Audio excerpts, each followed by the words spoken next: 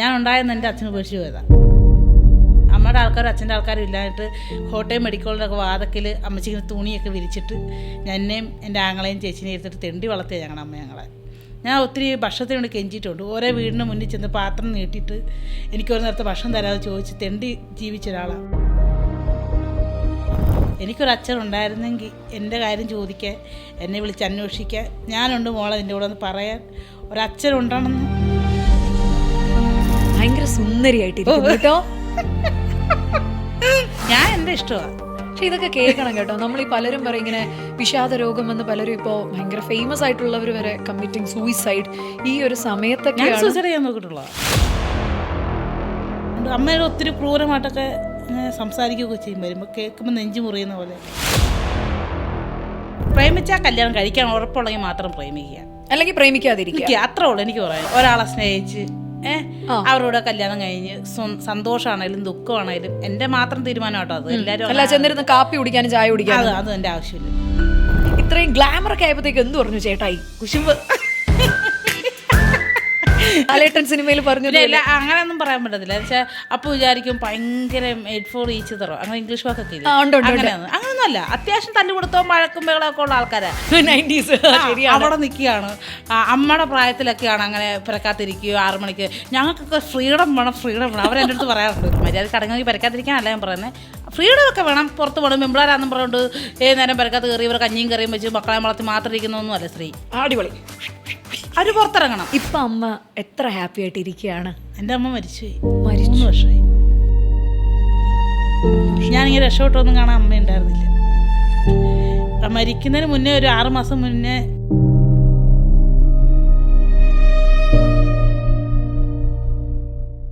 നിയോ prime എൻ്റർടൈൻമെൻറ്റ്സിൽ ഇന്നത്തെ എപ്പിസോഡിൽ എന്നോടൊപ്പം ജോയിൻ ചെയ്യുന്നത് ഞാൻ കുറച്ചധികം കാലമായിട്ട് കൂടെ ഒന്ന് ഇരുന്ന് സംസാരിക്കണം എന്ന് ഞാൻ ആഗ്രഹിച്ച ഒരാളാണ്. നിങ്ങൾക്ക് ആർക്കും ഒരു പരിചയപ്പെടുത്തേണ്ട ആവശ്യമില്ല. എനിക്ക് ഏറ്റവും ഫേവറേറ്റ് ആയിട്ടുള്ള സുധിമോൾ. സുധി ടിവിയിലാണ് ഞാൻ കൂടുതൽ കണ്ടിരിക്കുന്നത്. കാരണം ഞാൻ എൻ്റെ കോമഡി റിയാലിറ്റി ഷോയൊക്കെ 15 വർഷം ഹോസ്റ്റ് ചെയ്തപ്പം സുധി എൻ്റെ ഫാമിലിയിലല്ല വന്നത്, വേറൊരു ഫാമിലിയിലാണ് ചെന്ന് പിറന്നു വീണത്. സുധി എന്തുണ്ട് വിശേഷം പറഞ്ഞേ? സുഖമായിട്ടൊക്കെ ഇരിക്കുന്നത്. പക്ഷെ ഞാൻ കണ്ടിട്ടുണ്ട് മൈൽ സ്റ്റോണിന്റെ അവാർഡ് കഴിഞ്ഞ വർഷത്തെ. ഓ, അതിന് അവാർഡ് ധ്യാനിന്റെ ഫംഗ്ഷൻ. പക്ഷെ നമ്മളന്ന് ഹോസ്റ്റ് ചെയ്യുന്ന സമയം നമ്മൾ പെട്ടെന്ന് അങ്ങ് നേരിട്ട് ഇരുന്ന് സംസാരിക്കാനുള്ള അവസരം ഒന്നും കിട്ടിയിട്ടില്ല.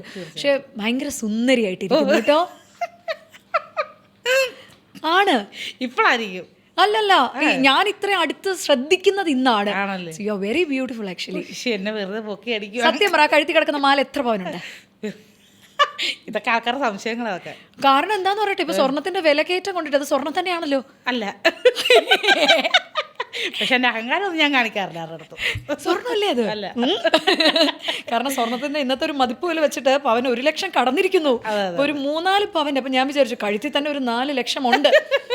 മൊത്തം കൂടെ ഒരു വർത്ത് ഇന്ന് എത്രയുണ്ട്? ഇൻസ്റ്റാഗ്രാമിലൊക്കെ ഇങ്ങനെ ഗോൾഡ് കവറിംഗ് ഒക്കെ എനിക്ക് കൊളാബ് വരുന്നതുകൊണ്ട് ഞാൻ സുന്ദരിയായിട്ട് നടക്കുന്നു. പക്ഷെ കൊള്ളാം കേട്ടോ. കയ്യിലെ വള സ്വർണം ഒന്നുമല്ല, കമ്മല് സ്വർണ്ണം. പക്ഷെ എന്താന്നറിയാം, പലരും ഇത് തെറ്റിദ്ധരിക്കും. വല്ലവരൊക്കെ പിടിച്ചു പറിക്കാനൊക്കെ, കാരണം വില അത്രയാണേ. ഒന്ന് ശ്രദ്ധിക്കണം. അതെന്റെ ജീവിതത്തിൽ ഞാൻ അനുഭവിക്കുന്നുണ്ട് ഇപ്പോൾ. എന്താ എനിക്ക് വാട്സപ്പിലൊക്കെ ഭയങ്കര മെസ്സേജാണ്, ഇൻസ്റ്റാഗ്രാമൊക്കെ. ചേച്ചി ഒത്തിരി ലക്ഷങ്ങളുടെ മുകളിലല്ലേ ഇരിക്കുന്നത്, എന്തോരം സ്വർണ്ണം ഞങ്ങളെ സഹായിക്കാവോ എന്ന് ചോദിച്ചാൽ ഒത്തിരി മെസ്സേജൊക്കെ വരുന്നുണ്ട്. ശരിക്കും ഈ വരുന്ന ലക്ഷ്യങ്ങൾ എന്ത് ചെയ്യുന്നു? എവിടെ ഇരിക്കുന്ന ലക്ഷ്യങ്ങൾ? കാരണം സാധാരണക്കാരിയല്ലേ, ഇഷ്ടം പോലെ. ഇപ്പൊ ഒരു സാധാരണക്കാരിയൊന്നുമല്ല, ഇപ്പൊ ഞങ്ങളുടെ ഒരു സെലിബ്രിറ്റി കൂടിയാണ് ഞങ്ങളുടെ സുധിമോൾ. സെലിബ്രിറ്റി മാത്രമേ ഉള്ളൂ. അല്ല, എന്നാലും പണ്ടത്തെ പോലെ അല്ല. നല്ലതായിട്ട് ഡ്രസ്സ് ധരിക്കുന്നുണ്ട്, നല്ല ഫുഡ് കഴിക്കുന്നുണ്ട്, യാത്ര ചെയ്യുന്നുണ്ട്, എല്ലാം ഉണ്ട്. പണ്ടത്തെ പോലെ ഒന്നുമല്ല. എന്നാൽ ഇപ്പൊ 1 മാസം തള്ളി നീക്കാൻ ഇപ്പൊ സുധിമോൾക്ക് എത്ര വേണ്ടി വരും? ഇപ്പോൾ ലോണൊക്കെ ഉള്ളതുകൊണ്ട് 25,000 രൂപ എനിക്ക് ബാങ്കിൽ ലോൺ ഉണ്ട്. സ്ഥലം മേടിച്ചു. ലോൺ എടുത്ത സ്ഥലം മേടിച്ചത്. ഓക്കെ, കുറച്ച് പൈസ നമ്മുടെ ഉണ്ടായിരുന്നു, പിന്നെ കുറച്ച് സബ്സ്ക്രൈബേഴ്സൊക്കെ സഹായിച്ചുണ്ടായിരുന്നു. അങ്ങനെ ഞാൻ സ്ഥലം മേടിച്ചു. അപ്പോൾ അതിൻ്റെ 25,000 രൂപ വെച്ച് മാസം അടയ്ക്കുന്നുണ്ട്. അതുണ്ട്. പിന്നെ ചേട്ടാടെ ബൈക്കിന് നിർത്തിയാറുണ്ട്. ബൈക്കിന്റെ ഉണ്ട്. അത് 3000. അങ്ങനെ കുറച്ച് കടങ്ങളുണ്ട്, EMI കാര്യങ്ങളൊക്കെ. EMI ഇല്ലാത്ത വീടിനും കാറിനും ബൈക്കിനും ഫോണിനും EMI ഇല്ലാത്ത മലയാളികളില്ല സുധി. അതുകൊണ്ട് ഇതൊരു വിഷയമല്ല. തീർച്ചയായിട്ടും അതൊരു വിഷയമല്ല. അപ്പൊ എന്നാലും ഒരു മാസം ഒന്ന് തട്ടിമുട്ടിയൊക്കെ പോകണമെങ്കിൽ ഒരു 19,000 രൂപ ഉണ്ട്. 50,000 രൂപ ഉണ്ടെങ്കിൽ ലാവിഷായിട്ട് ചിട്ടിയുണ്ട്. എന്തൊക്കെയാണ് ഇൻവെസ്റ്റ്മെന്റ്? എന്താണ്? കാരണം എനിക്കറിയാം ഒരുപാട് കഷ്ടപ്പെട്ട് സ്ട്രഗിൾ ചെയ്ത് പടവെട്ടി ഒറ്റയ്ക്ക് വഴിവെട്ടി വന്ന ഒരാളാണ് എൻ്റെ മുന്നിൽ ഇരിക്കുന്നതെന്നൊക്കെ എനിക്കറിയാം. അത് തന്നെയായിരുന്നു എൻ്റെ ഏറ്റവും വലിയ കൗതുകം. ഞാൻ അതുലിനോട് പറഞ്ഞു എനിക്ക് സുധീനെ ഒന്ന് കിട്ടണം, തിരക്കാണെന്നൊക്കെ അറിയാം, എന്നാൽ എങ്ങനെയെങ്കിലും പിടിച്ചോണ്ടോ എനിക്കൊന്ന് സംസാരിക്കണം എന്ന്. അപ്പോൾ ഇപ്പോൾ ഒരു 50,000 രൂപയൊക്കെ മാസം ഉണ്ടെങ്കിൽ വളരെ ലാവിഷായിട്ട് ജീവിക്കുന്നു എന്ന് പറഞ്ഞു.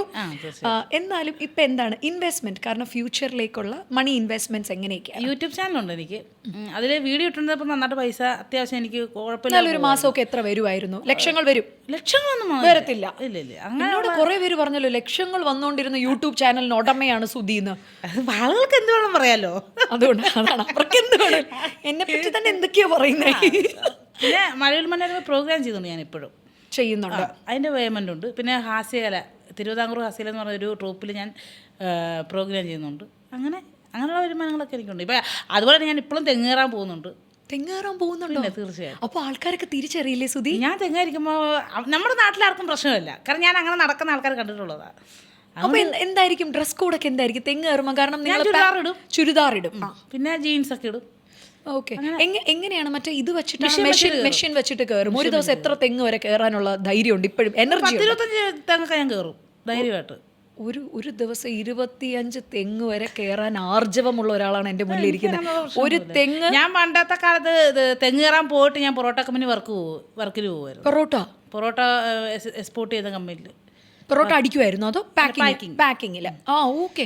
പിന്നെ വേറെ ഏതൊക്കെ ജോലി ചെയ്തിട്ടുണ്ട്? ഹോട്ടലിൽ പാത്രം കഴുകാൻ നിന്നിട്ടുണ്ട്, വാർക്കപ്പണിക്ക് പോയിട്ടുണ്ട്, വീട്ടുപണിക്ക് പോയിട്ടുണ്ട്, അങ്ങനെ എല്ലാ പണിക്കും പോയിട്ടുണ്ട്. ഞാൻ പോകാത്ത പണി കുറവായിരിക്കും. ടാറിങ് പണിക്ക് പോയിട്ടുണ്ട്. ഞാൻ ചെയ്തിട്ടുണ്ട്. ചെയ്തതിൽ ഏറ്റവും ഇനി ഇത് ചെയ്യാൻ പറ്റത്തില്ല എന്ന് തോന്നിപ്പിച്ച ഒരു ജോലി? എല്ലാ ജോലിക്കും അതിൻ്റെ ഡിഗ്നിറ്റി ഉണ്ട്, എന്നാലും എന്തെങ്കിലും അതിൻ്റെ സാഹചര്യം കൊണ്ടിട്ടോ ഭയങ്കര ബുദ്ധിമുട്ട് തോന്നിയ ഒരു ജോലി ഏതായിരുന്നു ഇതിൽ? ഞാൻ ഇന്നൊരു പണിയും ബുദ്ധിമുട്ടായിട്ട് എടുത്തിട്ട് ഞാൻ എൻജോയ് ചെയ്യുന്ന ഒരാളാണ്. ഒന്നും കഷ്ടപ്പാടാണെങ്കിലും അതിന് ഞാൻ ഭയങ്കരമായിട്ട് എൻജോയ് ചെയ്താൽ ചെയ്യത്തുള്ളൂ. ഒരു പണി ഞാൻ എനിക്ക് കഷ്ടപ്പാടായിട്ട് തോന്നിയിട്ടില്ല, ഒന്നും തോന്നിയിട്ടില്ല. ഞാൻ ഈ ചേട്ടായുടെ വീട്ടിലൊക്കെ വന്നിട്ട് കക്ക വാരാനൊക്കെ പോയിട്ടുണ്ട്. എനിക്ക് കക്കേനെ പറ്റി ഒന്നും അറിഞ്ഞുകൂടാ, എന്നാലും ഞാൻ കക്ക വാരി പുഴുങ്ങി കിലുക്കി ഇറച്ചിയായിട്ടൊക്കെ വിൽക്കുന്ന ഒരാളാണ്. ഞാൻ ഇവിടെ വന്നിട്ട് അതൊക്കെ കാണുന്നത്. ഇതൊക്കെ ചെയ്യുന്ന സമയത്ത് എപ്പോഴെങ്കിലുമൊക്കെ വഴക്കൊക്കെ കേട്ടിട്ടുണ്ടോ? കാരണം പലർക്കും ഇങ്ങനെയൊക്കെ ചെയ്യുന്നവരെ കുറച്ചെങ്കിലുമൊക്കെ ഒന്ന് വഴക്കൊക്കെ പറയുന്ന സ്വഭാവമുള്ള കുറച്ച് പേരെങ്കിലും ഇപ്പോഴും നാട്ടിലുണ്ട്. അങ്ങനെ തെങ്ങ് കയറാൻ പോകുമ്പോൾ ചേട്ടൻ്റെ വീട്ടുകാർക്കാർക്കും ഇഷ്ടമല്ലായിരുന്നു. ഞങ്ങളുടെ നാട്ടിലിങ്ങനെ ആരും ഇങ്ങനെ പെണ്ണുങ്ങൾ തെങ്ങ് കയറാം, അത് ഞാൻ വളർത്തു ദോഷമാണെന്നൊക്കെ അങ്ങനെയൊക്കെ ബുദ്ധിമുട്ടുണ്ടായിരുന്നു. അതൊക്കെ കേട്ട സമയത്ത് എന്താണ്? ഒന്നും പ്രശ്നമില്ല, ഞാൻ എൻ്റെ ഇഷ്ടമാണ്. പക്ഷെ ഇതൊക്കെ കേൾക്കണം കേട്ടോ. നമ്മൾ ഈ പലരും പറയും ഇങ്ങനെ വിഷാദ രോഗം എന്ന്, പലരും ഇപ്പോൾ ഭയങ്കര ഫേമസ് ആയിട്ടുള്ളവർ വരെ കമ്മിറ്റിങ് സൂയിസൈഡ് ഈ ഒരു സമയത്തൊക്കെ. സൂയിസൈഡ് ചെയ്യാൻ നോക്കിയിട്ടുള്ളത് അത് അത്ര ഗതി കെട്ടിട്ട് ഒറ്റ പ്രാവശ്യം. അതെന്തായിരുന്നു അതിലേക്ക് നയി? കാരണം ഇത്ര എനർജി ഉള്ള ഒരാൾ അതിലേക്ക്. അത് ഈ ചേട്ടായുടെ വീട്ടിൽ പോയിട്ട് എനിക്ക് ഭയങ്കര കഷ്ടപ്പാടും ദുരിതങ്ങളുമായിരുന്നു വന്നാൽ. ഈ 16 വയസ്സെന്ന് പറഞ്ഞാൽ 16 വയസ്സ് വന്നാൽ ഞാൻ ഈ മനുഷ്യൻ്റെ കൂടെ. അപ്പോൾ അന്ന് പോലെ എനിക്കിത് ഇവരെന്നോട് അങ്ങനെ കാണിക്കുമ്പോൾ കുശുമ്പാട്ടും പോരാട്ടും ഭക്ഷണം തരാതിരിക്കുമ്പോഴും അങ്ങനെയൊക്കെ കാണിക്കുമ്പോൾ എനിക്കത് വിഷമമായിട്ട് തോന്നി. ഇവർ വിചാരിച്ചു എനിക്ക് ഭയങ്കര വിഷമമാണെന്ന്. പക്ഷെ ഞാൻ പറഞ്ഞിട്ടുള്ള എല്ലാവർക്കും അറിയാവുന്ന കാര്യമാണ്. എന്നോട് ആരും പറയുന്ന കാര്യം എന്നാലും ഞാൻ പറയുക. ഞാൻ ഉണ്ടായെന്ന് എൻ്റെ അച്ഛൻ ഉപേക്ഷിച്ച് പോയതാണ്. അന്ന് അമ്മയുടെ ആൾക്കാരും അച്ഛൻ്റെ ആൾക്കാരും ഇല്ലായിട്ട് കോട്ടയം മെഡിക്കലിൻ്റെയൊക്കെ വാതക്കിൽ അമ്മച്ചിങ്ങനെ തുണിയൊക്കെ വിരിച്ചിട്ട് എന്നെയും എൻ്റെ ആങ്ങളെയും ചേച്ചിനെയും എടുത്തിട്ട് തെണ്ടി വളർത്തിയ ഞങ്ങളുടെ അമ്മ ഞങ്ങളെ. ഞാൻ ഒത്തിരി ഭക്ഷണത്തിന് വേണ്ടി കെഞ്ചിയിട്ടുണ്ട്. ഓരോ വീടിന് മുന്നിൽ ചെന്ന് പാത്രം നീട്ടിയിട്ട് എനിക്കൊരു നേരത്തെ ഭക്ഷണം തരാതെ ചോദിച്ച് തെണ്ടി ജീവിച്ച ഒരാളാണ്. ഞാനൊരു നല്ല ഡ്രസ്സ് ഇടുന്ന എൻ്റെ രക്ഷയോട് വന്നത്, പിന്നെ ഫുഡ് കഴിക്കുന്നത്, ബിരിയാണി കാണുന്നത്, ഇങ്ങനെ ഒരു ബസ്സിന് മുകളിൽ ഒരു ബസ് കയറിയിരിക്കുന്ന ബസ് കാണുന്നതൊക്കെ ഞാൻ ചേട്ടായോട് വന്നത്. പിന്നെ അപ്പോൾ എനിക്കിതൊന്നും സങ്കടമായിട്ട് തോന്നിയില്ല, എനിക്കതിലും നല്ലൊരു ജീവിതമായിട്ടാണ് തോന്നിയിട്ടുള്ളത്. ഈ ചേട്ടായിയുടെ വീട്ടിൽ നിന്നാണ് ഇത്രയും വലിയ കാര്യങ്ങൾ നടന്നു എന്ന് പറഞ്ഞു. ഇത് ആരായിരുന്നു? ഇപ്പോൾ ചേട്ടായിയുടെ കുടുംബത്തിൽ തന്നെ ഉള്ളവർ തന്നെയാണ് അവരൊക്കെ. ഇപ്പം സുധീൻ്റെ ഈ ഒരു വളർച്ച കാണുമ്പോൾ അപ്പോൾ എന്താ പറയുന്നേ? സഹകരിക്കാറില്ലല്ലോ. സഹകരിക്കാറില്ല, ആരും സഹകരിക്കാറില്ല. അങ്ങനെ എനിക്ക് എല്ലാവരുടെയും മുന്നിൽ എപ്പോഴും പറയുമായിരുന്നു തെണ്ടി വളർന്നതാ, ഇങ്ങനെ പട്ടിക്കുണ്ടായത്, അങ്ങനെയൊക്കെ പറയുമായിരുന്നു. അപ്പം അവരുടെ മുന്നിൽ ജീവിക്കണം എന്നൊരു വാശി. കൂലിപ്പണി എടുത്ത് നടക്കുമ്പോഴും എനിക്ക് അത്ര ഉണ്ടായിരുന്നു, ജീവിച്ച് കാണിക്കണം. ചേട്ടാട് എപ്പോഴും പറയും, നീ ഇവളെ കെട്ടിട്ടല്ലടാ നിൻ്റെ ജീവിതം പോയത്, നല്ലൊരു കൊച്ചിനെ സ്ത്രീധനമൊക്കെ മേടിച്ച് നല്ലൊരു കുടുംബത്തിൽ നിന്ന് കെട്ടുമായിരുന്നെങ്കിൽ നീ സെറ്റായിരിക്കുമല്ലോ എന്ന്. അപ്പോൾ എൻ്റെ ഒരു വാശിയായിരുന്നു എല്ലാവരുടെയും മുന്നിൽ നല്ല രീതിയിൽ സ്വന്തമായിട്ട്. എന്നോട് പറയും നിൻ്റെ വീട്ടിൽ നിന്ന് കൊണ്ടൊന്നും അല്ലല്ലോ ഈ സ്ഥലം എന്നൊക്കെ പറയുമായിരുന്നു. അപ്പോൾ അവരുടെയൊക്കെ മുന്നിൽ ഞങ്ങൾ സ്വന്തമായിട്ട് സ്ഥലം മേടിക്കണം, പെര വെക്കണം, ജീവിച്ച് കാണിക്കണം, എന്നെപ്പോലെ കഷ്ടപ്പെടാതെ എൻ്റെ മക്കളെ അടിപൊളിയായിട്ട് വളർത്തണം, ആ ഒരു വാശി. ഇപ്പം സ്ഥലം മേടിച്ചു, പെരവണി നടക്കുന്നു. ഏതുവരെയായി? തറ കെട്ടുന്നു. അയ്യോ, ഇനി എത്ര റൂമുള്ള ഒരു വീടാണ്? എത്ര സ്ക്വയർ ഫീറ്റ് ഉള്ള വീടാണ്? 850 സ്ക്വയർ ഫീറ്റ്. മതിയല്ലോ, ഒരു കുടുംബത്തിന് ധാരാളമാണ്. ഞാൻ എൻ്റെ ഷെഡിൽ കിടന്ന് എൻ്റെ വീടൊക്കെ കണ്ടാൽ അറിയാൻ പറ്റും. പണ്ട് വെള്ളത്തിലതേം കിടന്ന് വെച്ചത്. അപ്പോൾ അതിൽ നിന്ന് വെച്ചാൽ ഞാൻ രക്ഷപ്പെട്ടു. അതാ എന്നോട് ചോദിച്ചാൽ എത്ര എന്ന് പറയുമ്പോൾ എനിക്ക് ഞാൻ പണ്ട് ഡ്രസ്സൊക്കെ ഇടാനായിട്ട് മഴവിൽ മനോരമയിലൊക്കെ പോകുമ്പോൾ എനിക്ക് ഇട്ടുകൊണ്ട് പോകാൻ ഡെയിലി പോകാൻ ഡ്രസ്സ് പോലും ഉണ്ടായിരുന്നില്ല. അപ്പോൾ ആ സമയത്തെന്ന് വെച്ചാൽ ഒത്തിരി വ്യത്യാസമായി, ഞാൻ ഭയങ്കരമായിട്ട് ചേഞ്ചായി. ഇനിയിപ്പോൾ നാളെ രാവിലെ തെങ്ങ് കയറാനായിട്ട് ഒരാൾ വിളിച്ചാലും പോവും. ഒരു തെങ്ങിന് എത്ര മേടിക്കുന്നുണ്ട്? ഞാൻ സാധാരണ ഒരു തെങ്ങിന് 100 രൂപയൊക്കെ ഉണ്ട്. ഞാൻ അങ്ങനൊന്നും മേടിക്കാറില്ല. 80 രൂപ. അടിപൊളി. എന്തിനും മനസ്സിങ്ങനെ വില്ലിങ് ആയിട്ട് നിൽക്കുകയാണ്. അത് പിള്ളേരെ എപ്പോഴും പറയും, അല്ലെ എന്നെ പരിചയപ്പെടുന്ന എല്ലാവരും പറയും. എൻ്റെ മൂത്ത മക്കൾ ഭയങ്കര സൈലൻ്റാണ്, ദേഷ്യത്തെ പോലെ ഭയങ്കര സൈലൻ്റാണ്, ഒത്തിരി സംസാരമില്ല, അങ്ങനെ പരവശങ്ങളും. ഇളയാളോ? അവൾ എന്നെ പോലെ ഭയങ്കര ആക്റ്റീവ്. അപ്പോൾ ഈ നാട്ടിലൊക്കെ ഇപ്പം പറഞ്ഞു, പണ്ടൊക്കെ കുറേ കുത്തുവാക്കുകൾ കേട്ടിട്ടുണ്ട്, തെങ്ങ് കയറാൻ പോകുന്ന സമയത്ത് പെണ്ണുങ്ങളിങ്ങനെ തെങ്ങ് കയറുന്നതൊന്നും ശരിയല്ല എന്ന് പറഞ്ഞ് ഒരുപാട് പേരുണ്ട്. ഇത്രയും ഭയങ്കര സക്സസ് ആയിട്ട് എല്ലാവരും തിരിച്ചറിയുന്ന, എല്ലാവരും സ്നേഹിക്കുന്ന സുതിമോളായി മാറിയപ്പോൾ നാട്ടുകാരുടെ ഒരു ഇതെങ്ങനെയുണ്ട്? അവർക്ക് വലിയതൊന്നുമില്ല, ഡെയിലി എന്നെ കണ്ടോണ്ടിരിക്കുമല്ലേ. അവർക്ക് വലിയതൊന്നുമില്ല, കാരണം ഇതിലും കൂറ വേഷത്തിൽ ഞാനെല്ലാം നടക്കുന്ന ഒരാളായിരുന്നല്ലോ. ഇപ്പോഴും അങ്ങനെ തന്നെയാണ്. അപ്പോൾ ഇപ്പോഴാണ് ഈ മുടിയൊക്കെ ഇങ്ങനെ ആയപ്പോഴാണ് വേറൊരു ചേഞ്ച് ഇത് വന്നത്. അത് പറഞ്ഞാൽ അടിപൊളി, അങ്ങനെയൊക്കെ തന്നെയാണ്. ഈ ചേഞ്ച് ഒക്കെ വന്നപ്പോൾ ചേട്ടായി എന്ത് പറഞ്ഞു? കാരണം 16 വയസ്സ് തൊട്ട് കാണുന്ന ഒരാളാണ്, ഇത്രയും ഗ്ലാമറൊക്കെ ആയപ്പോഴത്തേക്ക് എന്ത് പറഞ്ഞു ചേട്ടായി? കുശുമ്പ്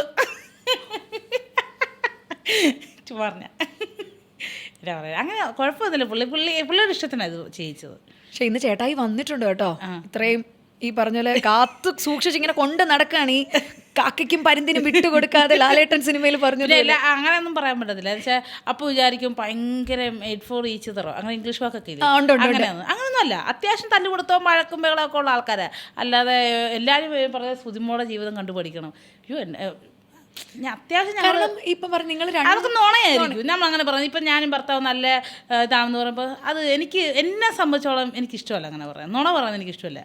അത്യാവശ്യം എല്ലാ വീട്ടിലെയും പോലെ വഴക്കും ഇതൊക്കെയുള്ള ഉണ്ട്. എന്നാലും ഞങ്ങൾ അധികം പിണങ്ങിയിരിക്കാറില്ല, അടിപൊളിയായിട്ട് പോകുന്നുണ്ട്. എന്നാൽ ചേട്ടാ ഇപ്പം കാരണം വളരെ ഒരു റൂറൽ ഏരിയയിൽ നിന്നാണ് നിങ്ങൾ രണ്ടുപേരും വരുന്നത്. ഇപ്പോൾ ഇത്രയും ഫെയിമായി ലൈം ലൈറ്റിലൊക്കെ ആയപ്പോഴത്തേക്കും ചേട്ടായി ഭയങ്കര സപ്പോർട്ടാണല്ലേ, കട്ട സപ്പോർട്ടാണല്ലേ? കുഴപ്പമില്ല. എല്ലാം നമ്മൾ ഈ പറഞ്ഞ പോലെ രക്ഷപ്പെടണം എന്നുള്ള ചിന്തയുള്ളത് കൊണ്ട് ഇഷ്ടം അത്ര ആണ്. അടിപൊളി. ഇനി മക്കൾക്ക് വേണ്ടി പറഞ്ഞു യൂട്യൂബ് ചാനലുണ്ട്. എങ്ങനെയാണ് ഫ്യൂച്ചറിൽ മണി സേവിങ്സ് എങ്ങനെയാണ് പ്ലാൻ ചെയ്തിരിക്കുന്നത്? ഇത്തിരി കരുതി വെക്കാറുണ്ടോ? കിട്ടുന്നതിൽ ഇങ്ങനെ ഈ ഉറുമ്പ് ഇങ്ങനെ കൂട്ടുന്നത് പോലെ കൂട്ടിയെല്ലാം വെക്കാറുണ്ടോ? വെക്കാറുണ്ട്. പിള്ളേർക്ക് 3 പേർക്ക് LIC ഉണ്ട്, പിന്നെ അവർക്ക് 3 പേർക്ക് അക്കൗണ്ട് ഉണ്ട്. എനിക്ക് എവിടെ നിന്നൊക്കെ എന്തൊക്കെ കിട്ടുമോ മാസം ഞാൻ അതിൽ നിന്ന് കുറച്ച് മാറ്റി അവർ അക്കൗണ്ടിൽ ഇടുന്നുണ്ട്. അങ്ങനെയാണ്. കാരണം എന്നെപ്പോലെ നിൻ്റെ ആൾക്കാരല്ല, നിനക്ക് ആരുണ്ട്, നിനക്ക് എന്ത് തന്നെന്ന് എൻ്റെ മക്കളോട് ആരും ചോദിക്കാൻ പറ്റരുത്. അവരെ പഠിപ്പിക്കണം, അവർ സ്വന്തം കാലിൽ നിൽക്കണം. ഞാൻ എപ്പോഴും പറയുന്ന മക്കളോട് പ്രേമിക്കുന്നതിനൊന്നും കുഴപ്പമില്ല, സ്വന്തം കാലിൽ നിന്നിട്ട്. അത് എനിക്ക് വിദ്യാഭ്യാസം ഇല്ലാത്ത ആളാണ് കേട്ടോ, 8ാം ക്ലാസ് വരെ പഠിച്ചിട്ടുള്ളൂ. പക്ഷേ എനിക്ക് വലിയ ഇംഗ്ലീഷൊക്കെ പറഞ്ഞാൽ എനിക്ക് പെട്ടെന്ന് കത്തത്തില്ല. എങ്കിലും ഞാനിപ്പോൾ മഞ്ചേശ്വരിയൊക്കെ കൂടി അങ്ങനെയൊക്കെ സെറ്റായി. എന്നാൽ ആദ്യമായിട്ട് ഈ ലൈറ്റ്സും ക്യാമറ ഇത്രയും വലിയ സ്റ്റേജ് കണ്ടപ്പോൾ പെട്ടെന്ന് മനസ്സിൽ വന്ന എന്തായിരുന്നു? ഒരു പേടി വന്നോ അതോ ഒരു ഭയങ്കര എക്സൈറ്റ്മെന്റ് ആയിരുന്നു? എന്തായിരുന്നു ഈ പറഞ്ഞ മൂന്നാമത് ഒരു വാക്കുകളല്ല? എക്സൈറ്റ്മെന്റ്. അതായിരുന്നു ആദ്യം. അതായിരുന്നു. പിന്നെ എനിക്ക് വയറുവേന എടുക്കുന്ന പോലെ തല കറക്കുന്ന പോലൊക്കെ തോന്നി സ്റ്റേജിൽ കയറാനൊക്കെ പോയപ്പോൾ. അവിടെ ചെന്ന് നിൽക്കുന്ന വരെ ഭയങ്കര ടെൻഷനായിരുന്നു. എല്ലാം ഈ മറന്നു പോവും അങ്ങനെ എന്തെങ്കിലും ഉണ്ടായിരുന്നു? മറക്കുമല്ലോ ഞാൻ, ജീവിതത്തിൽ നിന്ന് പറയുമല്ലേ. അതുകൊണ്ട് ഒരാൾ സ്ക്രിപ്റ്റ് എഴുതി വെച്ചിട്ട് അത് നോക്കി ഞാൻ പഠിച്ചിട്ട് പറയാമല്ലോ. എന്റെ ജീവിത കഥയല്ല ഞാൻ പറയുന്നത്. സ്ക്രിപ്റ്റ് എഴുതാൻ ആരുമില്ല, സ്റ്റാൻഡപ്പ് കോമഡി ചെയ്യുന്ന സമയം ആരുമില്ല. ഞാൻ എൻ്റെ ജീവിതത്തിൽ നടന്ന ഓരോരോ കഥകളാണ് ഞാൻ പറയുന്നത്. അല്ല എല്ലാ സ്റ്റാൻഡപ്പുകാരൻ പോലെ ഓരോ കണ്ടന്റ് എടുത്തിട്ട് ആ കണ്ടന്റിനെ ബേസ് ചെയ്തൊന്നും എനിക്ക് പറഞ്ഞാൽ അറിയത്തില്ല. എന്നാൽ ഇന്നത്തെ ഈ ജെൻസി കുട്ടികളുണ്ടല്ലോ, ഈ ജെൻസി കുട്ടികളൊന്നും കണ്ടിട്ടുണ്ടോ? ഈ 2K അത് തന്നെ. ഈ 2K ഒക്കെ ഒന്ന് ഒബ്സർവ് ചെയ്യാറുണ്ടോ, നിരീക്ഷിക്കാറുണ്ടോ ഇവരെ സുധി? ഞാൻ അവരും കൂടെ ഉള്ളു എന്നെ പൊങ്കാലയുടെ എൻ്റെ മക്കളെ ഉദ്ദേശിച്ച് ഞാൻ പറയുകയാണെങ്കിൽ, ഈ ഇപ്പോഴത്തെ പിള്ളേരെന്ന് വെച്ചാൽ ഭയങ്കര നമ്മളൊക്കെ അടങ്ങി ഒതുങ്ങിയിരിക്കുന്ന ടൈപ്പല്ലേ പെൺപിള്ളേരൊക്കെ. 6 മണിക്ക് പെരക്കകത്ത് കയറണം. ഞാൻ നാട്ടുപുറത്തുകാരി ആയതുകൊണ്ടായിരിക്കും 6 മണിക്ക് മുമ്പ് പെരക്കകത്ത് അങ്ങനത്തെ ഒരു ഇതാണല്ലോ. അപ്പം അതിൽ നിന്നൊക്കെ വ്യത്യസ്തമാണല്ലോ. അപ്പം അവർ കയറുന്നില്ല 6 മണിക്ക്. ആമ്പിളാർ പെരക്കകത്ത് കയറും, പെൺപിള്ളേരെ കയറുന്നില്ല. അങ്ങനെ 6 മണിക്ക് മുമ്പ് പെരക്കകത്ത് കയറാത്ത 2K പെൺകുട്ടികളോട് എന്താണ് സുധിക്ക് പറയാനുള്ളത്? അല്ല അത് ആ ജനറേഷൻ പൊക്കോട്ടെ, നമുക്ക് പ്രശ്നമൊന്നുമില്ല. കാരണം എൻ്റെ മക്കള് എൻ്റെ ഒരു ഇതിലാണ് അവരെ ഞാൻ നിർത്തുന്നത്. അപ്പോൾ അവർക്ക് എപ്പോഴും പരാതിയാണ്, അമ്മ പണ്ടത്തെ കാലത്താണ് നിൽക്കുന്നത്, 90 കിഡ്സ് നിൽക്കുവാണ് അമ്മ, 90s അവിടെ നിൽക്കുകയാണ്, അമ്മയുടെ പ്രായത്തിലൊക്കെയാണ് അങ്ങനെ പെരക്കാത്തിരിക്കുകയോ 6 മണിക്ക്. ഞങ്ങൾക്കൊക്കെ ഫ്രീഡം വേണം, ഫ്രീഡം വേണം. അവരെൻ്റെ അടുത്ത് പറയാറുണ്ട്. അപ്പം അങ്ങനെ പറയുന്ന മക്കളുള്ളിടത്ത് ഞാൻ ഈ മക്കളോട് എന്നാ പറയാൻ? കാരണം എന്താ പറഞ്ഞാൽ ഒരു അമ്മയാണ്, പെൺകുട്ടികളുണ്ട്. ഇപ്പൊ ഈ ഡേറ്റിംഗ് ആപ്പുകളൊക്കെ ഉണ്ട്, പല പല ഡേറ്റിംഗ് ആപ്പ് എന്നല്ല മനസ്സിലായില്ല. കാരണം ഈ ബമ്പിൾ എന്നൊക്കെ പറയുന്ന ഒരു സാധനമുണ്ട്. പണ്ട് നിങ്ങൾ രണ്ടുപേരും ഇഷ്ടപ്പെട്ട് ചേട്ടായിൻ്റെ കൂടെ 16 വയസ്സിൽ കെട്ടിപ്പോയി എന്ന് പറഞ്ഞില്ലേ, അതുപോലെ ഇപ്പം ഒരു പെൺകുട്ടിക്കും ആൺകുട്ടിക്കും ഡേറ്റിംഗ് ആപ്പ് വഴി പരിചയപ്പെടാം, 2-3 കോഫിക്കൊക്കെ പോവാം, ചായ കുടിക്കാൻ കോഫി കുടിക്കാനൊക്കെ പോവാം. ഇഷ്ടമാണെന്ന് തോന്നണമെങ്കിൽ അവർക്ക് കല്യാണം കഴിക്കാം, ഇല്ലെങ്കിൽ അവിടെ വെച്ച് ഗുഡ് ബൈ പറഞ്ഞിട്ട് അങ്ങ് പോവാം, ഫ്രണ്ട്സ് ആയിട്ടിരിക്കാം. ഈ ഒരു സമ്പ്രദായത്തോട് എന്താണ് സുധി? എനിക്ക് ഇഷ്ടമല്ല. എൻ്റെ കാര്യം കേട്ടോ, എല്ലാവർക്കും അങ്ങ് ചെയ്യുന്നവർക്കൊക്കെ ചെയ്യാൻ കേട്ടോ, ഞാനൊന്നും എതിരല്ല. പക്ഷെ എന്നെ സംബന്ധിച്ചോളം ഒരാളെ സ്നേഹിച്ച് അവരോട് കല്യാണം കഴിഞ്ഞ് സന്തോഷമാണേലും ദുഃഖമാണേലും എൻ്റെ മാത്രം തീരുമാനം കേട്ടോ അത്. എല്ലാവരും അല്ല ചെന്നിരുന്ന് കാപ്പി കുടിക്കാനും ചായ കുടിക്കാനും അത് എൻ്റെ ആവശ്യമില്ലല്ലോ. അതിൻ്റെ ആവശ്യമില്ല. ഇനി ചെന്ന് ചായ കുടിച്ചു, പക്ഷെ വലിയ ഇഷ്ടമൊന്നും തോന്നിയില്ല, നമ്മൾ തിരിച്ചിങ്ങ് പോന്നു, അത് പ്രശ്നമാണ് ഇച്ചിരി. ഇപ്പോൾ ഈ ആമ്പിളാർക്കൊക്കെ പാവങ്ങളാണെന്നേ. പാവങ്ങളാ അതുങ്ങളൊക്കെ. എനിക്ക് ഭയങ്കര, ഞാൻ അതുങ്ങളെ സപ്പോർട്ട്. പെൺപിള്ളേരാണോ സാധനങ്ങള്? എന്റെ മുഖത്ത് നോക്കി പെണ്ണുങ്ങളൊക്കെ സാധനങ്ങൾ. ഞാനൊക്കെ മറ്റേ 80s വസന്തമാണ് കേട്ടോ, 2K ഒന്നും. അത് ഞാൻ ഉദ്ദേശിക്കുന്നത് പ്രേമിച്ചാൽ കല്യാണം കഴിക്കാൻ ഉറപ്പുണ്ടെങ്കിൽ മാത്രം പ്രേമിക്കുക, അല്ലെങ്കിൽ പ്രേമിക്കാതിരിക്കുക, അത്രേ ഉള്ളൂ എനിക്ക് പറയാം. ഇതിൻ്റെ അത് ഇത്രയും എനിക്ക് പറയാം. ഈ സിറ്റുവേഷൻഷിപ്പ് എന്ന് പറഞ്ഞൊരു കാര്യമുണ്ട്, കേട്ടിട്ടുണ്ടോ സുധി? ഇപ്പോഴത്തെ കുട്ടികളിൽ റിലേഷൻഷിപ്പ് എന്ന് പറയുന്ന ബന്ധം, സിറ്റുവേഷൻഷിപ്പ് എന്ന് പറയുന്ന കാര്യമുണ്ട്. അതായത് ബന്ധത്തിലേക്ക് കടക്കൂല്ല, ഈ ഒരു സാഹചര്യത്തിൽ നമ്മൾ തമ്മിൽ ഇഷ്ടത്തിലാണ്, നാളെ എന്താവും നമുക്ക് പറയാൻ പറ്റില്ല. ഇതിനോട് എന്താണ് സുധിക്ക് പറയാനുള്ളത്? എനിക്ക് ഇതിനോടൊന്നും യോജിപ്പില്ലാത്ത ഒരാളാണ്. ശരി, ഞങ്ങൾ രണ്ടുപേരും 80s വസന്തവാ. എനിക്ക് താല്പര്യമില്ല. ഞാൻ ഈ പറഞ്ഞ പോലെ തന്നെ ഒരാളെ പ്രേമിക്കുക, അവരെ കെട്ടാന്നുണ്ടെങ്കിൽ മാത്രം സ്നേഹിക്കുക, ആ ചെറുക്കനെ കെട്ടി മര്യാദയ്ക്ക് എവിടെയെങ്കിലും ജീവിക്കുക. മര്യാദയ്ക്ക് അടങ്ങി പരക്കാതിരിക്കാനല്ല ഞാൻ പറയുന്നത്. ഫ്രീഡം ഒക്കെ വേണം. പുറത്ത് പോകണം, പെമ്പിളാരാന്നും പറഞ്ഞുകൊണ്ട് ഏത് നേരം പരക്കാത്ത കയറി ഇവരെ കഞ്ഞിയും കറിയും വെച്ച് മക്കളെ വളർത്തി മാത്രം ഇരിക്കുന്നൊന്നും അല്ല സ്ത്രീ. അടിപൊളി. അവർ പുറത്തിറങ്ങി അധ്വാനിക്കണം. അവർക്ക് എന്തൊക്കെ ഇഷ്ടമുണ്ട് അതൊക്കെ പെമ്പിളാർ ചെയ്യണം. എങ്കിലും ആ ഒരാളുടെ കൂടെ തന്നെ ജീവിക്കണം. അല്ലാതെ ഡിവോഴ്സ് റേറ്റ് ഒന്നും എനിക്കിഷ്ടം. ഡിവോഴ്സ് പാർട്ടികൾ വരെ നടക്കുന്ന ഒരു കാലമാണ് കേട്ടോ സുധി. എനിക്ക് അതിനോടൊന്നും താല്പര്യമില്ല. ഞാൻ സാധാരണക്കാരിയായിട്ടായിരിക്കാം അങ്ങനെ ജീവിക്കുന്നവർ ജീവിച്ചോട്ടോ, അതിന് എനിക്ക് വരാതില്ല കേട്ടോ. കുഴപ്പമില്ല. എന്തായാലും സുധി ഇത്രയും സംസാരിച്ചപ്പോൾ എനിക്കിനി അറിയാനുള്ളത് ഒരു ഭയങ്കര ഒരു ഗ്രോത്താണ് നമ്മൾ കാണുന്നത്. വളരെ ഓർഡിനറിയിൽ നിന്ന് ഒരു എക്സ്ട്രാ ഓർഡിനറി ആയി മാറിയ ഒരു സ്ത്രീയാണ് എൻ്റെ മുന്നിൽ ഇരിക്കുന്നത്.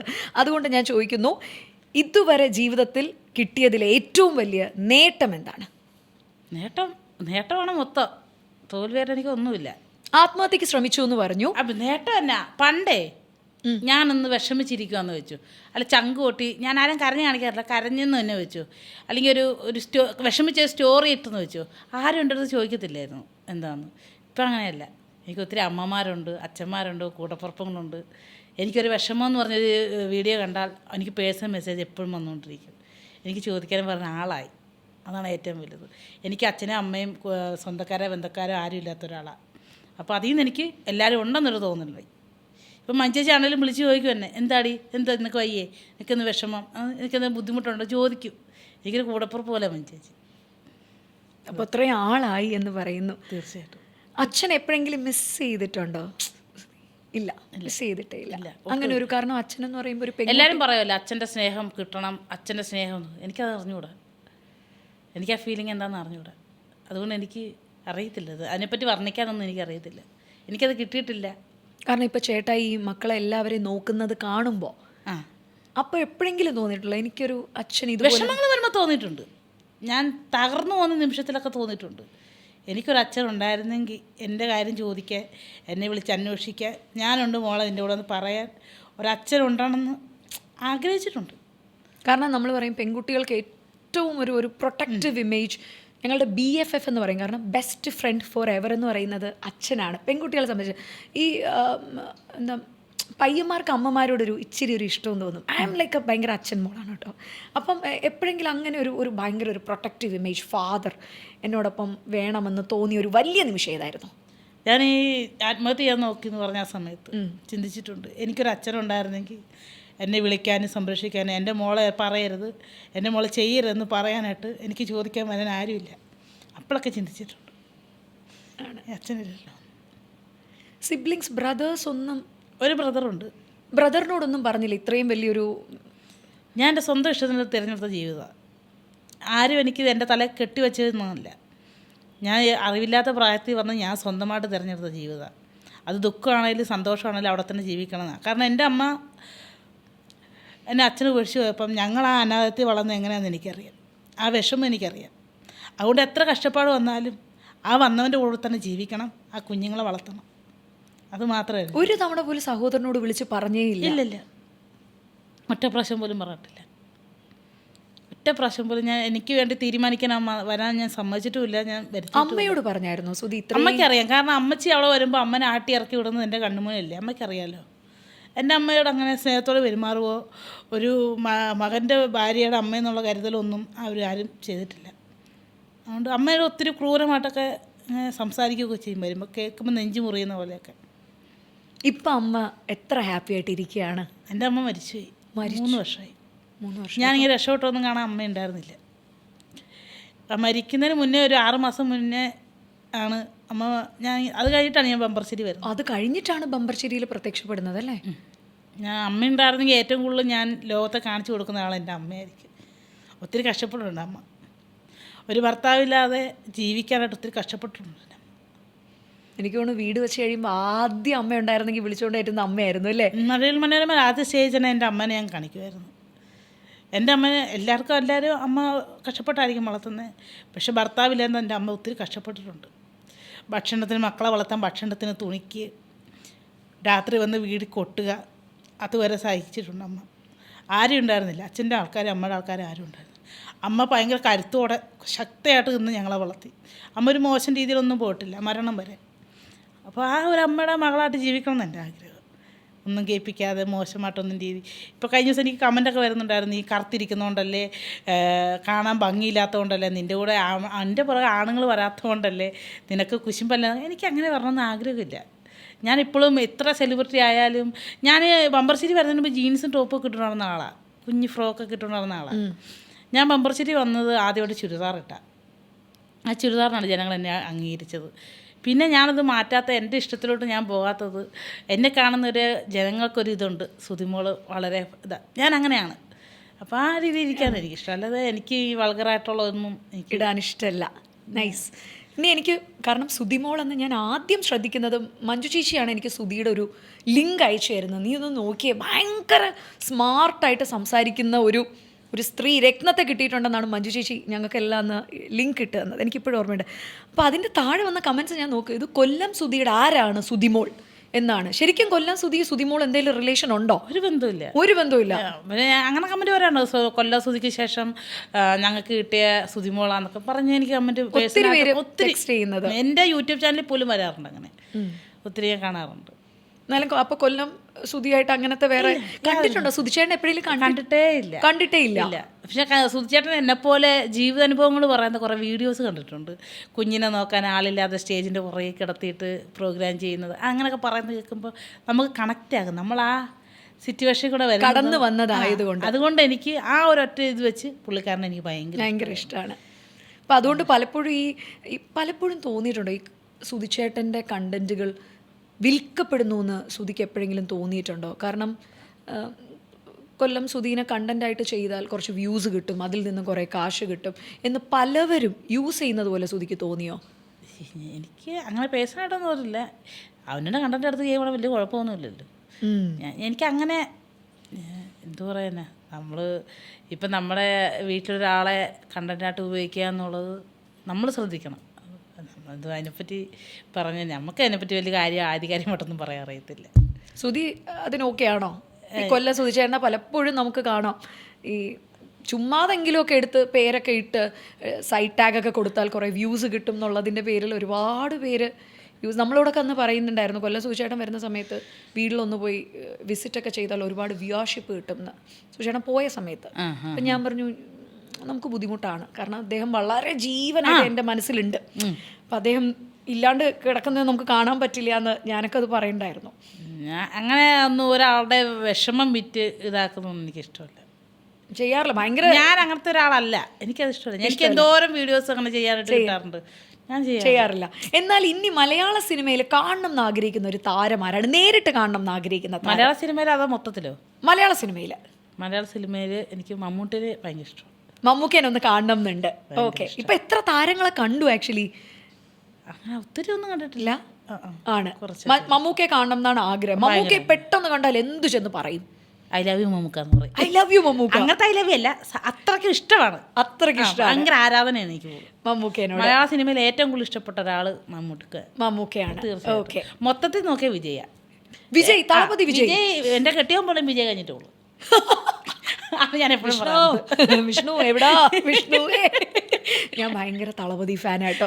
അപ്പൊ തളപതിക്ക് ഇങ്ങനെ ഈ ഇടയ്ക്കായിട്ട് കുറച്ച് പ്രശ്നങ്ങൾ വരുന്നത് കൊണ്ട് എൻ്റെ കെട്ടിയോൻ എന്നെ ഓട്ടിക്കും. കാരണം എല്ലാ വിജയ്ക്ക് വരുന്ന ട്രോളുകളും എനിക്കെടുത്ത് അയച്ചു തരുന്നേ. കാരണം വിജയും തൃശ്ശയൊക്കെ ഇപ്പൊ പബ്ലിക് ഇവന്റിൽ അവരുടെ ഫാമിലി എന്തോ ഇഷ്യൂ ഒക്കെ നടന്നുകൊണ്ട് നമുക്കറിയാൻ പാടില്ല, നമ്മൾ ഇതൊന്നും കണ്ടിട്ടില്ല കണ്ടിട്ടില്ലല്ലോ. പക്ഷെ എനിക്ക് മനസ്സിലാവുന്നില്ല എങ്ങനെ. ഞാൻ ഈ പറയുന്ന ഈ വേടെന്ന് പറഞ്ഞ റാപ്പറിനെ എനിക്ക് ഭയങ്കര ഇഷ്ടമാണ്. എനിക്ക് ഭയങ്കര ഇഷ്ടമാണ്, ഭയങ്കര ഇഷ്ടം. എനിക്ക് പാട്ടുകാരിൽ എനിക്ക് ആ കൊച്ചിനെ ഇഷ്ടം. എന്താണെന്നറിയാവോ, ആ ഇല്ലായ്മയിൽ നിന്ന് വെറും കുപ്പത്തൊട്ടിൽ നിന്ന് കയറി വന്നതാണ്. ഞാൻ ആ കൊച്ചിൻ്റെ ജീവിതത്തിൽ അതിൻ്റെ പേഴ്സണൽ കാര്യങ്ങളൊന്നും നോക്കുന്നില്ല. അതിൻ്റെ കഴിവ്, അതിൻ്റെ ആ ലക്ഷ്യബോധത്തിൽ വന്ന ആ കൊച്ചി ഇത്ര സെറ്റപ്പിലായില്ലേ. അത് ഈ വിജയുടെ കാര്യം ഞാൻ അങ്ങനെ, അവർ പേഴ്സണൽ കാര്യം ഞാൻ എടുക്കുന്നില്ല. വിജയ് എന്നൊരു വ്യക്തിനെ എനിക്ക് ഭയങ്കര ഇഷ്ടം. പേഴ്സണലൊന്നും എനിക്കൊന്നും അറിയേ വേണ്ട, എനിക്ക് ഇഷ്ടമുണ്ട്. കാരണം എന്താണെന്ന് അറിയാം, നമ്മളൊക്കെ ഈ 90s കിഡ്സ് ആണ്. ഇപ്പോൾ വിജയുടെ ഈ ഷാജഹാനും ഇതൊക്കെ കണ്ടാൽ നമ്മൾ വളർന്നിരിക്കുന്നത്. എങ്ങനെ നമ്മൾ വിജയെ വെറുക്കും? ആര് വെറുക്കുന്നു? അതുകൂടി കേട്ടോ, അതെനിക്കിഷ്ടമായി. ആര് വെറുക്കുന്നു? ഞാൻ വെറുക്കൂല. എനിക്ക് ഈ വിഷ്ണു ഞാൻ രക്ഷിട്ടോട് പറയുന്നേ, ഈ സിനിമയൊക്കെ ഇപ്പോൾ ഈ പറഞ്ഞാൽ എന്നോടും പറയാറുണ്ട്.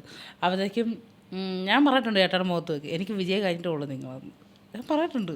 അപ്പം എന്നോട് ചേട്ടാ പോടി എന്നാ അവൻ്റെ വീട്ടിലോട്ട് അങ്ങനെ പറയാറുണ്ട്. അങ്ങനെ വിജയ് വന്ന് വിളിച്ചാൽ പോവോ? അങ്ങനെ വിളിക്കൂലല്ലോ. വിളിച്ചാൽ വേണമെങ്കിൽ ഒരു നോക്കാം.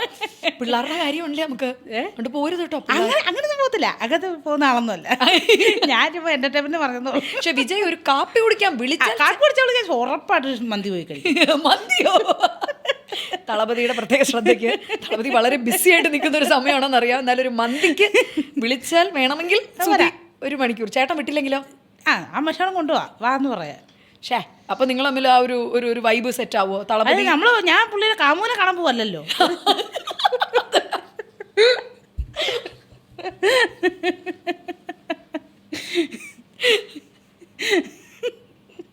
ഇപ്പൊ ഒരുപാട് മെസ്സേജസ് ഒക്കെ സുധീനെ ഒരുപാട് സ്നേഹിക്കുന്നുണ്ട്. ചേട്ടന്മാരുടെ മെസ്സേജസ് ഒക്കെ വരാറുണ്ടോ ഇൻസ്റ്റാഗ്രാമിലൊക്കെ? ഇഷ്ടമാണെന്നൊക്കെ പറഞ്ഞിട്ട്. പ്രേമമാണെന്നല്ല, പക്ഷെ സാധാരണ രീതിയിൽ ഞങ്ങളുടെ വീട്ടിലൊരു അനിയത്തിയെ പോലെ അങ്ങനെയുള്ളൂ. അല്ലാതെ ചേട്ടന് കൈകാര്യം ചെയ്യുന്ന പോലെയുള്ള മെസ്സേജസും. കാരണം ആരാധന മൂത്ത് നമുക്ക് അങ്ങനെ. കാരണം ഞാനൊരു നാക്കിനെല്ലില്ലാത്ത ഒരാളാണ്. ഈ വിടുന്നവർക്ക് അറിയാലോ, മെസ്സേജ് വിടുന്നവർക്ക്. ഞാൻ വളവളവെല്ലാം പറഞ്ഞ് അവരുടെ ഇമേജ് പോകുമല്ലോ, അതായിരിക്കാം. എന്നോട് ആരാണ് വൃത്തിയോട് പെരുമാറിട്ടില്ല. അങ്ങനെ ഒരു പ്രശ്നം എനിക്ക് അങ്ങനെ ഒന്നും ഉണ്ടായിട്ടില്ല. നല്ല സ്നേഹം മാത്രമേ ഉള്ളൂ. നല്ല. ഇപ്പൊ വിജയനെ പറഞ്ഞു, മമ്മൂക്കേനെ പറഞ്ഞു. ഇനി നടിമാരിൽ മലയാളത്തിൽ ആരെ കാണണം ആഗ്രഹിക്കുന്നുണ്ട്? നടിമാരിലോ? മഞ്ജു ചേച്ചീനെ. മഞ്ജു വാര്യർ. ഇന്നലെ ചേച്ചി ഞാനും കണ്ടിട്ടുണ്ടായിരുന്നു. അയ്യോടാ, ഇന്നലെ ഡെഫിനറ്റ്ലി സെറ്റ്. മഞ്ജുവിനെ ഭയങ്കര ഇഷ്ടം. ചേച്ചീനെ കണ്ട എന്ത് പറയും മഞ്ജു ചേച്ചീനെ? എനിക്ക് ഭയങ്കര കെട്ടിപ്പിടിക്കണം, ഒരു ഉമ്മയും കൊടുക്കണം. അതിന് ഭയങ്കര എൻ്റെ കുഞ്ഞിലേ മുതലുള്ള ഒരു ഫാൻ ഞാൻ. പെൺപിള്ളേരിൽ, സിനിമ നടിമാരിൽ എനിക്ക് ചങ്ക് കുറച്ച സ്നേഹം മഞ്ജു. അത് കഴിഞ്ഞാൽ എൻ്റെ മഞ്ജു ചേച്ചീനെ. ഇപ്പം മമ്മൂക്കയെ പറഞ്ഞു, മഞ്ജു ചേച്ചീനെ പറഞ്ഞു. പെട്ടെന്ന് ഇപ്പം ലാൽ സാറാണ് മുന്നിൽ വന്ന് നിൽക്കുന്നത്. മോഹൻലാൽ, മലയാളത്തിൻ്റെ അഭിനയ പാടവം. ലാലേട്ടനാണ് പെട്ടെന്ന് ഇങ്ങനെ വന്ന് നിൽക്കുന്നെങ്കിൽ പേടിച്ച് നിൽക്കുമോ? എന്തെങ്കിലും സംസാരിക്കുമോ? കെട്ടിപ്പിടിക്കും? സംസാരിക്കും. എന്ത് സംസാരിക്കും? എന്നാ ഉണ്ടോ ലാലേട്ട വിശേഷം? സുഖമാണോ? ചോറൊക്കെ കഴിച്ചോ? ചോറൊക്കെ കഴിച്ചോന്നോ ലാലേട്ടൻ? വിശേഷമല്ലേ ചോദിക്കുന്നത്? അങ്ങനെ അതാദ്യമായിട്ടായിരിക്കും ലാലേട്ടൻ ഇത്രയും ഫാൻഷിപ്പ് മൂത്തിട്ട് ഒരാൾ ചോറൊക്കെ കഴിച്ചോ ലാലേട്ട? ശരി, ലാലേട്ടൻ ഇപ്പം ദേ അടുത്തെത്താണ്, ചേർത്തലയുടെ വീട്ടിലേക്ക് വരികയാണ്. ഏത് ഫുഡ് കൊടുക്കും ലാൽ സാറിന്? മീൻകറിയും ചോറും കപ്പ വേവിച്ചത്. ലാലേട്ടന് എല്ലാം എപ്പോഴും ഈ ആർഭാട് ഫുഡ് കഴിച്ചിട്ട് കാര്യം, നമ്മുടെ വീട്ടിലെ ഫുഡും കഴിക്കണം, സാധാരണക്കാരുടെ ഫുഡും അറിയണം എന്നതാണെന്ന്. ലാലേട്ടാ, നല്ല കപ്പ വേവിച്ചതും ചോറും മീൻകറിയായിട്ട് ദേ ഇവിടെ ഒരാൾ വെയിറ്റിംഗ് ആണ്. ഇനി മമ്മൂക്കയാണ് വരുന്നതെങ്കിലോ? കാരണം മമ്മൂക്ക അത്ര ഇഷ്ടമാണ്. മമ്മൂക്കയ്ക്ക് എന്ത് ഫുഡ് കൊടുക്കും? ഇതൊക്കെ തന്നെ, കപ്പ വേവിച്ചതും. മമ്മൂക്ക പക്ഷെ ചോറ് കഴിക്കുമെന്ന് ഞങ്ങൾക്ക് അറിയില്ല കേട്ടോ. കാരണം കപ്പ മീൻകറി കഴിക്കും, ഭയങ്കര ഇഷ്ടമാണ്. കപ്പ മീൻകറി. ഓക്കെ, മഞ്ജു ചേച്ചിക്കും കപ്പയും മീൻകറിയും തന്നെ. നമുക്കുള്ളതൊക്കെ കൊടുക്കുള്ളൂ, നമ്മളല്ലാതെ ഒത്തിരി ഓവറൊന്നും ആകത്തില്ല. അങ്ങനെയൊന്നുമില്ല. ഇത്രയൊക്കെ പറയുമ്പോഴത്തേക്കും 16 വയതിനിലെ ആ കാമുകനെ കൂടി എനിക്കൊന്ന് കണ്ടാൽ കൊള്ളാമെന്നുണ്ട്. ഞാനൊന്ന് ജസ്റ്റ് ചേട്ടനെ കണ്ടു, ജസ്റ്റ് ഒന്ന് ചേട്ടനെ ഞാനൊന്ന് വിളിച്ചോട്ടെ? ഓക്കെ, ഒന്ന് ചേട്ടനെ ഒന്ന് വിളിക്കുവാത്തില്ലേ? ഒന്ന് ചേട്ടനെ കൂടി ഒന്ന് വിളിക്കാവോ? മോളെയും കൂടി, അലീഷയെ കൂടി.